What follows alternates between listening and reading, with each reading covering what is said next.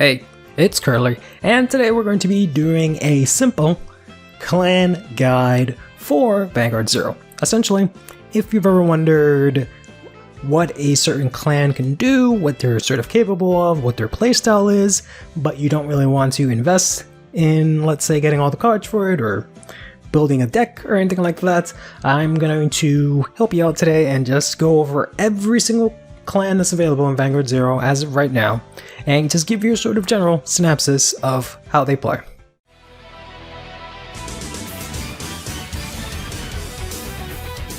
So there are actually several different clans in Vanguard 0 alone. In Vanguard as a whole, there's even more clans, so there's a possibility that I might have to make an update on this in the future, because we might actually have more clans to talk about. But for now, we'll talk about all the clans that we have in Vanguard 0, which are basically, I guess, the main set of clans. When you talk about clans, as you may or may not know, for Vanguard, in order to build a deck, you have to pick a specific clan, and you can only use cards from that clan in your deck. Right? You can compare it to sort of like Yu-Gi-Oh, where if, for example, you would only use cards from a specific archetype, not exactly, but it's more accurately like you could only use cards from a specific attribute, right? Or if it was something like Magic, where you would only do a deck of a certain color or something like that. That's kind of how Vanguard works. You can't mix match anything except for one or two cards that break that rule. So we're going to move on to the Dragon Empire clans here. They're all sort of grouped together. So we just went over the, I think it was originally called United Sanctuary, but now they call it Keter Sanctuary. It's just a sort of grouping for certain clans. So next up, let's go into Kagero. So Kagero is your sort of basic control style deck. They mainly focus on controlling the board and retiring your opponent's units so that they don't have as many resources, right? In addition to that, they also have a lot of Vanguards that can restand and attack again. Recently, in the G era, they've gotten Blade Master, whose main is mainly just using your G zone and all your other cards to just wipe your opponent's board one by one and not let them have any good resources, right? And just getting a really good board presence that way. Then there is the many different Overlord builds that there are, because there's just so many copies of Overlord out there. In general, it sort of focuses on Overlord restanding itself, with also additional pieces that can, as usual, retire your opponent's board. Other than that, I guess the other main archetype would be maybe Perditions, which is somewhat older. It's not as old, but it's an archetype that focuses on Legion and using your effects on Legion to retire and whatnot. But as you probably should all just from a couple of cards there, in terms of aesthetic, Kagero focuses on like dragons and stuff like that. They have some like they have a few of like dragon dancer ladies and a few like dudes with like guns and stuff, but in general it's more of your like just dragons, fire breathing dragons is generally what all of Kagero is in terms of aesthetic. They don't have too bad of a matchup. They're the ones that usually give other decks a bad matchup, but they are a bit of a slower, more control-y deck. They're not super aggressive for the most part, so it's more about, you know, controlling the tempo and you know, forcing your opponent to do to play by your rules instead. So they're that kind of deck. This is a main sort of clan that it has some plot armor, so it is another good one to invest in. Next up, let's go over to Tachikaze. We can start going through over these a little bit quicker because a lot of these don't have too much support and I don't have too much to say about them. But Tachikaze, in terms of aesthetic, is just all dinosaurs. That's the main thing. It's dinosaurs and then dinosaurs with guns. They focus, similar to Shadow Paladins, they focus on eating their own rearguards, and then they kind of get... They eat their own rearguards in terms of for their Vanguard or the rearguards in order for them to get a cost, to pay a cost and then get a skill or something like that. But then they can also bring those units back, right? So you can actually do some very interesting multi-attacking combos with that. They are an okay deck. They don't really, right now, they can't do too much. They can, you know, push a little bit of pressure, but they do need a little bit of setup, so they're not exactly the most viable. Right now, this is a very hard clan for like a new player to pick up, not because it's difficult to pilot, but because as of right now, it's not getting any new support. And any of the old support is actually behind a clan event, because it used to be in a clan event in the past. So it's the kind of thing where you have to dig into the old gacha tickets in order to get any of these cards, which most of them might not even be worth it at the moment. So you might be better off, if you really want to use this clan, to wait until they become another event clan in the future and they maybe get support, then you can jump on it. But they really only have like one archetype, which is Ancient Dragon, and it's just cards with Ancient Dragon in their name, and they just focus on you eating, by eat I mean retiring your own unit with Ancient Dragon in its name in order to get some additional power. Yes, sorry that my voice keeps dying. I know I mentioned it in another video, but I've just been having this weird thing with my voice and my throat that I will be getting checked out eventually, but until then we're going to record like 50 videos and then maybe get it checked out. So let's go over here to Nubatama. Nubatama is a very small clan that doesn't receive a lot of support. As you can see, most of the other clans, when I looked over like the grade 3s, they like had a couple more pages. This doesn't. Nubatama is a much smaller clan. They focus mainly on disrupting your opponent's hand, so it's just mainly hand control. Somewhat a little bit of field control as well, but it's mainly hand control. Because they focus on binding cards from your opponent's hand, so basically they remove them from play, usually to the end of the turn. And then they have some effects that build on that, where if it is bound, you can then, instead of bringing it back to their hand at the end of the turn, you just put it in a drop. So there are very many situations where you can hand a lot of your opponent's key parts, or aside from their playmakers and defensive pieces or PGs, put them in the drop, make them lose it. For the most part, I think all of them are random. All of the hand hits are random, so there is that to it. And again, they don't really have a lot of support. They're supposed to be the sort of like ninja clan. There are two ninja clans. I think we'll be going over the other one after this. I think they're more of like the animal ninjas, if that makes sense. So it's not just like, you know, ninjas, but they're like whatever this is supposed to be. So they're like dragon ninjas or something like that. So if that's kind of your thing, there's that. It's the same with Tachikaze, where there's not really any support for them right now, and it was an old event clan, so it's really hard to get to support, so just wait, maybe in the future, if you want to give these a shot. There's also no way to craft these cards, because there's no way to earn the crafting material, which is the main thing what makes these cards so hard to get right now. Murakumo was a card, or was a clan that fell in the same sort of path as the previous ones, where it was an event clan that hadn't gotten support yet, and there's no character to, you know, fight against to get the crafting materials, but they did get support very recently, so now they are an event clan and you can actually grind for the materials if you want to play the older cards. Murakumo is another ninja sort of aesthetic clan. They have more sort of people, if that makes sense, and they're a little bit more ninja-y, if that makes sense.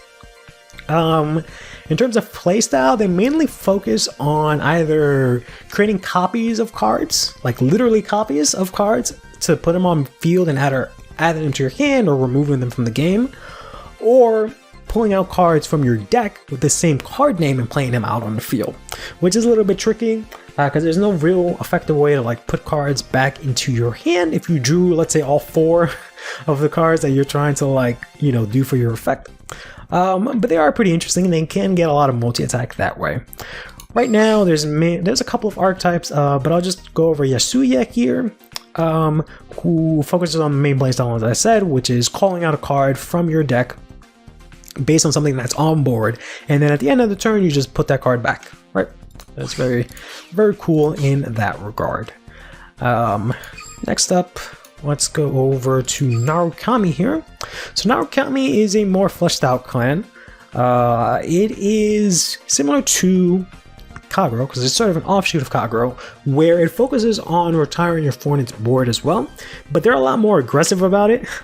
They can usually sort of hit you with more crits and more power, depending on how many units they retire, and they can retire more units. And then lately now they've been able to bind your units. So not only will they retire it, but also remove them for the game and then power up their units depending on what's been bound. So they're a pretty nasty clan. They're also really somewhat easy clan to get into because they are an event clan. And there's also 2 ways to grind out for this material. So their main playmaker, boss unit, archetype right now is Draconic Vanquisher, which focuses mainly on just binding your opponent's cards from the drop zone. So this hurts a lot of specific decks that need their drop zone in order to do anything. Like most importantly, Legion decks that need 4 cards in their drop in order to put them back into the deck. If you don't have 4 cards, you can't Legion, right? So this one is pretty nasty. Also, if you have something on board that you need to like clone with some other card, this will bind it, remove it from play, and you're never going to get it back, right? So it is a very nasty set of cards to deal with that does give a lot of other decks a lot of trouble, right? Other than that, there is Brawlers, which is a more Legion focused deck, and they actually focus, instead of retiring your board, they actually focus on attacking your board. That's how they retire your units, because their boss units can actually attack multiple units on board, even on the back row, right? So that's what makes them really strong, and depending on how many sort of attacks or how many units, different units their Vanguard attack, their rear guards then get powered up as well and hit for some pretty big numbers. And then finally, the other main archetype we have here is Eradicators. They focus on using units with specifically their Eradicator name, and they focus on retiring most of your opponent's board. Sometimes it's usually at random, and they usually sometimes get powered up and maybe get some crits as well. There's a lot of sort of different ways to build Eradicators, because there's a lot of different cards. This is an archetype that was very heavily supported early on. In general, Narukami is a very controlling clan. They can just be a menace to your opponent and not really let them do anything. Their main weakness is that they don't really do much in terms of, they don't do too much in terms of like attacking, because they can only usually really only attack 3 times, right? They can very easily wipe out your opponent's front row intercepts, so they can't very easily hit those 2 attacks. But if they, for example, have something like resist, then this deck doesn't really get to do much, and they become a pretty boring clan, right? So that's sort of something to keep in mind. Right, so that actually does it for the Dragon Empire stuff.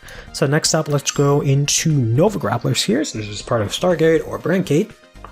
Nova Grapplers is one of my favorite clans.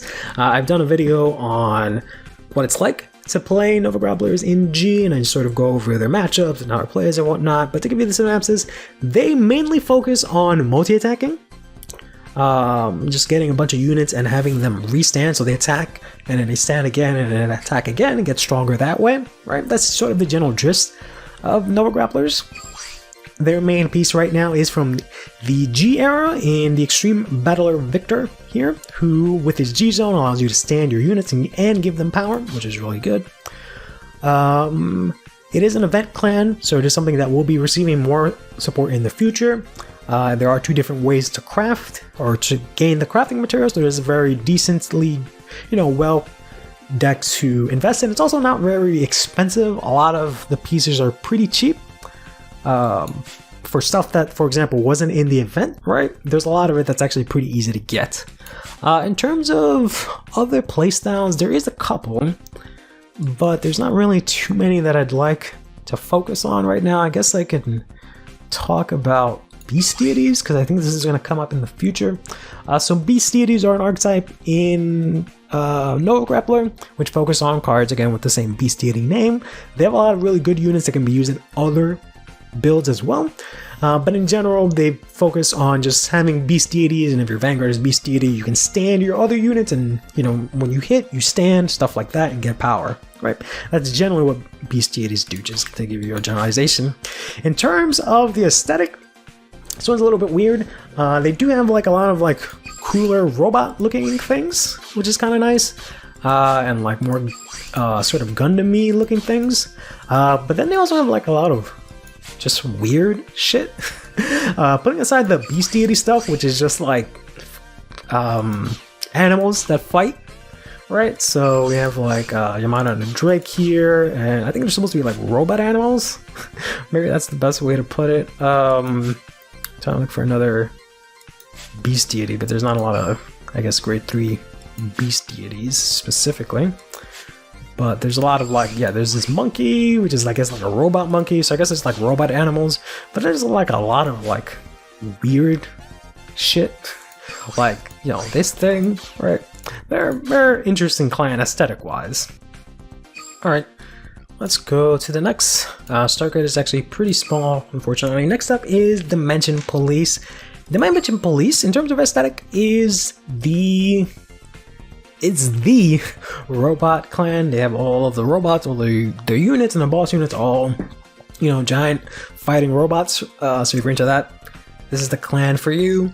In terms of their playstyle, they sort of focus on powering up their Vanguard specifically, having them hit certain power thresholds, and depending on the power threshold, they can activate specific effects, such as making it difficult for your opponent to guard or getting criticals, stuff like that. That's generally what Dimension Police does, to give you just a quick synopsis. In terms of their archetypes, their main archetypes are the Dimensional Robos, which center around cards like Great Dayusha and Dayusha, getting specifically named units with Dimensional Robo in their name on board and getting your own advantage that way. Typically it's about getting criticals on your Vanguard and also making it difficult for your opponent to guard. Usually they have to guard with 2 PGs instead of just 1. And then there's also Metal Borgs here, which also focus on powering up your Vanguard, making them hit a certain threshold, and then that actually allows you to get some critical maybe, or to be able to also have a guard restrict where your opponent has to, if they want to guard with a PG, they have to discard a grade 3 or greater card, right? So that's sort of in general what Dimension Police do. They do have a lot of trouble in that they don't really have an effective way to clear intercepts or anything like that, so they're just mainly stuck with their main Vanguard swing for the most part. And in general, they sometimes need a lot of rear guards on board, and if you mess with their drop, there might be in some trouble depending on which ones it is. But fucking giant robots, bro, they're fucking dope. Next up is my least favorite clan in the world. It is Link Joker. This is another control-oriented clan. They mainly focus on locking your opponent's rear guards. Locking being putting them face down, so your opponent cannot use them until the end of their next turn. So you lock them on your turn, your opponent's turn goes, it's still locked. When that opponent's turns end, then the card becomes unlocked in most cases, and then they can actually get that unit back, right? So you basically not only, instead of retiring them, you also instead of, you know, like other units or other clans, they can retire that unit and that's it, it's gone, whatever. Instead of doing that, you also can't use the unit, but you also can't use the circle where that unit is as well, right? So it kind of sucks. In terms of archetypes, they have quite a couple. Right now there's, for example, the leaders, which is a little bit more somewhat Legion based, but rather than just locking your units, they focus on deleting your Vanguard, your opponent's Vanguard, which just makes the Vanguard go face down, and they actually get 0 attack. And they also lose their name, so anything that uses a Vanguard, like that has an effect like, oh, your Vanguard must be blank, you can't use it because your Vanguard technically doesn't have that name anymore. Then there's the newer build, which is the Messiah build, which focuses more on locking your own units in order to get power and stuff like that. And then the other sort of main build is the Starvader build, which actually has, there's a variant of it that can actually like do an Exodia OTK, because it has a win condition in that sense, where if you lock 5 of your opponent's rear guards, you automatically win. Yeah, in general, this is the main build that just focuses on just locking down your opponent's board and not letting them do anything, right? Be it locking it from the field, from the top of their deck, from their hand, whatever the case may be, right? In general, They are a very counterblast heavy deck, so though it is a more difficult clan to use, you have to sort of know how to manage your resources. There is an easy way out for every single clan that they have access to this one card that lets them unlock any cards that are locked on the board. So they're not as devastating as they were before. They're more known now for having a combo variant, which just lets them hit humongous numbers and multi-attack multiple times, in addition to being able to lock your units, which is kind of annoying. But yeah, as I've mentioned in a couple of other videos, if you're new to Vanguard, try out Warrior Paladins. If you can, Shadow Paladin, Kagero, and Gear Chronicle. I think those are some really good clans for you to get started with. They are somewhat balanced in what they can do. They can kind of do a little bit of everything. Some of them a lot more control focused. And it can definitely get you started. They also have a lot of support, and they will be supported a lot in the future. Sorry for banging my mic. And I think that'll do it for this video. Let me know in the comments below what you thought of my super vast generalizations. Let me know if this helped you. I hope it did. I just wanted to make sure you have a good understanding of what deck you may want to try out, because it's kind of difficult to do that right now, and you kind of just have to invest a bunch of resources, and you might not even like any of those clans. So now you have a sort of general idea, and I hope the example deck helps a lot as well. But in any case, till next time, take care of yourself.